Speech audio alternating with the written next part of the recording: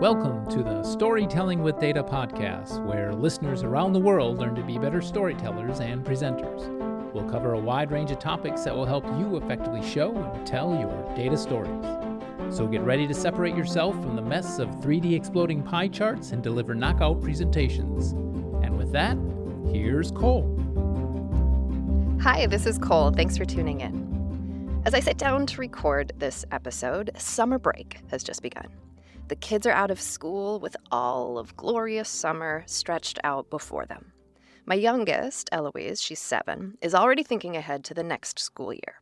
She is adamant that she does not want to go to the second grade. She wants to stay a first grader forever.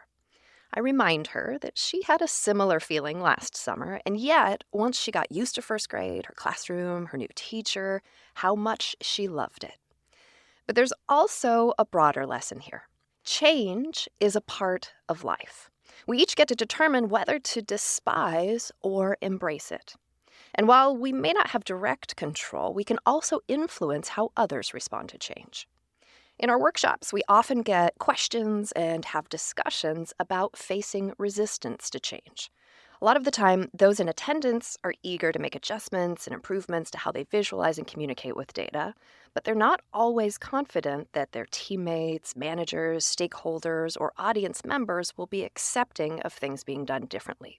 And they also aren't necessarily sure where or how to best focus their efforts. In today's short episode, I'd like to talk through a handful of specific things you can do to help set yourself and others up for successful data stories. As a first step, I'll point you to a resource and recommend that you check out the Big Picture worksheet. It can be found at storytellingwithdata.com/bigpicture. We'll link to it in the show notes. And this asks you to assess where you are, as well as where your team or organization is along a spectrum for visualizing and communicating with data, and then walks you through setting goals to help you get from there to where you'd like to be. One key thing here is not trying to jump ahead too far, too fast. You don't want to create a chasm between the way you are doing things and others. Think instead about how you can build bridges and bring others along with you. I invite you to check out episode 49 of the Storytelling with Data podcast titled Become a Data Viz Superstar for more on this idea. We also have a related video series on our YouTube channel where I walk you through it, which I'll link to in the show notes. That's also called Become a Data Viz Superstar, and part 1 is where you'll find the conversation on the data storytelling journey and the big picture worksheet. When you do try something new or different than you've done in the past, or that's distinct from organizational norms, do so in low-risk places first. For example, let's say you want to try using structure of story to communicate data. You're going to set the plot, introduce tension, and build it to a climactic point that will galvanize your audience to act. Don't do this for the first time in a high-stakes setting. For instance, don't go into your next board or executive meeting and say, "Today, folks, I'm going to do something a little different. Today, I'm going to tell you a story." That is not a recipe for success. And especially for anything you want to try, but that feels countercultural for your organization or simply different from what you or your team has done in the past, try these things out in low-risk settings first. Use that experience to learn and refine, get feedback. Small successes are going to build your confidence, your ability, and credibility for making bigger changes over time. I will mention that as we learn more about different approaches or types of graphs, or become increasingly proficient in our tools, there can sometimes be a temptation to show off. Do something different simply because we can, and maybe we hope to wow people a little by displaying our skills. Mike on the team here recently posted a great article that further fleshes out this idea and shows a nice illustration as part of his cautionary tale. And that post is titled Showing the Insights versus Showing Off. I'll link to it in the show notes. One line from that sums things up nicely is, "Audience is paramount." Don't do things differently just to do so. When you opt for a different approach than you might normally, do it because it's a scenario in which it's likely to work, and likely to work given your audience and other factors. This takes active thought, assessment, and planning.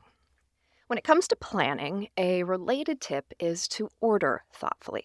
For anything we want to communicate, there are typically many options for how to order the content, and there's not a single correct approach. So you're going to think about how you can organize things, whether it be elements in a graph, objects on a slide, or slides in a presentation deck, and do so in a way that makes sense for your audience and helps to create the overall experience that you seek. You can get feedback from someone less familiar with the content as a means to assess whether the way you're ordering your materials is likely to work given your ultimate needs.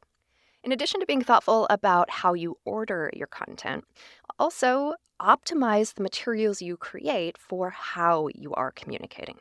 Presenting live, for example, opens up a different set of opportunities for building data stories. A strategy we often use is to build visuals piece by piece for our audience in a live setting. So in the case of a graph, you might start by maybe even showing an empty slide to tell your audience what you're going to be taking them through. Then you can think of starting with the skeleton of the graph, where you put up only the axes and the labels and titles that go along with that. This allows you to talk through what you're going to be showing before people get distracted by the data.